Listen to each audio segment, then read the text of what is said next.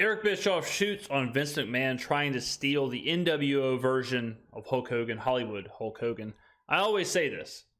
Hulk Hogan really doesn't get enough credit because if you wanted to, you could say that Hulk Hogan was the greatest babyface to ever live with his run with Hulkamania and, the red and yellow and what he did in the early WWF. But you could also say he was simultaneously the greatest heel of all time, which is with Hollywood Hulk Hogan and the NWO. Just crazy. Oh, and you could say that Hulk Hogan was part of the greatest storyline in wrestling history with the whole Sting chase and all of that led to Starrcade and whatnot. It's wild. I mean, Hogan, the power of Hulk Hogan, he props up the WWF, then leaves, and then basically buries the WWF, is this close to putting them out of business. This Stone Cold Steve Austin away from WCW beating WWF. That's how powerful Hulk Hogan was. That's how good he was. Doesn't get enough credit. Really doesn't. WCW was built on two storylines. That's their success. Storyline 1, Sting chasing Hulk Hogan. Storyline 2, let's run it back, Goldberg chasing Hulk Hogan. Could also argue Hulk Hogan helped to create two of the most iconic characters in wrestling history. The Crow version of Sting and Bill Goldberg. Both of those characters created during the chase of Hulk Hogan. So I don't blame Vince McMahon at all for trying to steal Hollywood. He joins the NWO, and then at the end of 96 or the end of 97, his contract's up. You have to renegotiate with him. Do you think he spoke to Vince McMahon? I know he did. Oh, yeah. I was with him. I was with him. Not in the meeting with Vince, but we were in Denver. We had a show in Denver, a Nitro in Denver, and I had gotten together with Hall. I think probably during the show, because we shared a locker room, a dressing room. And I'll give Bischoff this credit. I love Eric Bischoff, and I love Vince Russo too. But I'll give them this.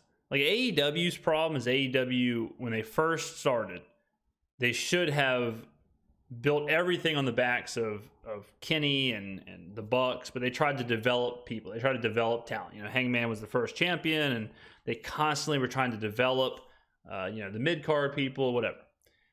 WCW said, hey, forget that. We know what we got, baby. We're rolling this thing. The first couple of years, it was so top-heavy. It was the guys, and that was it. They weren't worried about, hey, how can we get Alex Wright? How can we elevate Alex Wright to possibly challenge Hulk Hogan? They were thinking, who cares?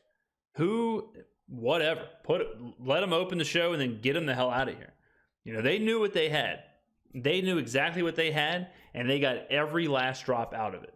Now, at the end, did him in at the end, but when they were running, when they knew what the show was going to be, it was hot, man. And they went back to the well time and time again, and it was a beautiful time to be a wrestling fan. And we were riffing, probably drinking a beer before the show, and he said, hey, man, I just want to let you know, because you're going to probably hear about it anyway. I'm going to meet with Vince. Called me and wants to meet me after Nitro. Vince flew to Denver and stayed at a hotel in Denver waiting for Hulk to get done with Nitro so they could have a meeting around midnight. And Hulk told me, because I'm going to meet with him. I said, cool. Because I don't think anything's going to come of it. I'll keep you posted. At that point, though, if you're Hogan, if it's 97, if it's right before, that's right when things are getting hot. That's right whenever they got to be feeling pretty good about themselves. So Hogan's probably thinking, I'm not going anywhere. I got full control. I'm getting paid a ton of money. We got something real here. We got something hot. It would have taken a lot, I think, for Hogan to go back to WWF at that point. It's great. Had another couple beers. He did the show. He went his way. I went back to the hotel. And next morning we got together for breakfast or whatever it was. Maybe we flew back together. I don't remember. I said, how'd it go? He goes, same old, same old. I wasn't worried. The fact that he told me that he was going to meet with Vince told me that he wasn't going to do a deal. Because if he was thinking about doing a deal, he wouldn't have told me. Yeah. And do you think he knew if he went back it would be old hat, or do you think it was the money that kept him? Yeah, I mean, I think, look, like WCW sold their soul to their top guys, which eventually in the end did them in, because that system they built was cool for 5 guys. It was cool for, the beginning. Like, yeah, promise it all to Nash, Hall, Hogan. Awesome. But then the more you filled that up, then eventually it just became too top heavy and they crashed. And then of course there's all the stuff that happened with Turner and different video for a different day. But Hogan, Hall, Nash, that first group of guys, there was no way they were leaving WCW. It was the most perfect deal for them. They had so much money. They were getting paid hand over fist. They had full control over the show, full creative freedom. They weren't a cog in the machine. They weren't just a pawn like they were in WWF. WWF, they're having to do this individual thing for the greater good of this big wheel that is WWF. They could constantly get replaced, constantly get told, do this, do that. WCW, there was none of that. And the money was really good too. So why would they have left? At that point, there was no leaving. Now, a couple years later, when WCW is sinking, maybe that's not the case. But at this point, 97-ish, no way. No, it wasn't a money issue. It was Hulk and Vince, to this day, have the strangest love-hate relationship of anybody I've ever met. It's bizarre. But it wasn't the money. It's Hulk. I'm speaking out of school here a little bit, but my impression, not a fact, it's just my impression, having spent a significant amount of time discussing the subject. But the conflict between Hulk and Vince, in my opinion, from Hulk's perspective, is Hulk felt like he should have been Vince's business partner. Hulk. Now, see that I thought that's where it was going to go. I think Hogan thinks like he probably should. Hogan thinks, look, I'm kind of like the guy. I kind of created this. This is kind of my. As much as I was a wrestler, I also kind of created this whole idea, this whole how this works. Like I was just as big of a part of the creation, the genesis of this as you were, Vince McMahon. So Hulk probably is thinking like this should be a me and you thing.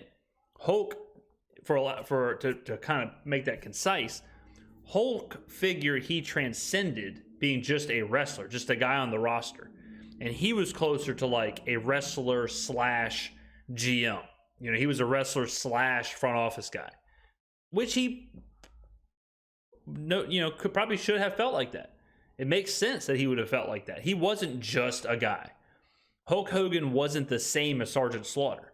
Even though they were both wrestlers, Hogan is obviously very different. So Hogan's thinking, yeah, I'm the leading man of this movie, but I'm also kind of the director. I'm also kind of the producer here. Vince was probably thinking, or I guess he definitely was thinking, you are just a guy on the roster. You're just the hottest guy on the roster at this moment, but you can be replaced.